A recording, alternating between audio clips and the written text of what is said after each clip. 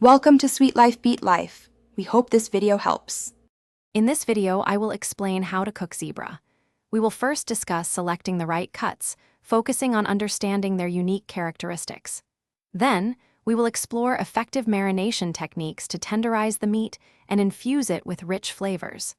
Finally, I will guide you through the best cooking methods to achieve a delicious and enjoyable meal. With these steps, your zebra dish will impress everyone. Preparing zebra meat properly is key for a tender dish. Choose leaner cuts like the loin or tenderloin for better results. Carefully trim any visible fat. This helps prevent a strong, gamey taste.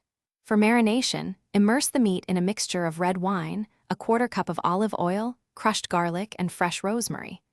Allow it to marinate for a minimum of 6 hours, ideally overnight, to tenderize the meat and infuse it with deep, delicious flavor. For cooking, slow methods like braising or stewing are highly effective in making zebra meat tender. If braising, brown the marinated meat, then simmer it gently in liquid for 3 to 4 hours until fork tender.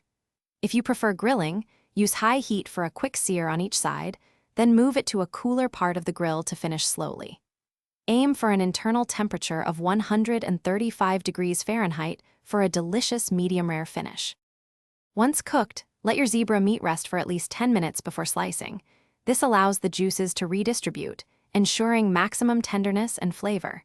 Serve this unique meat with earthy side dishes, such as roasted root vegetables, wild mushrooms, or a creamy polenta.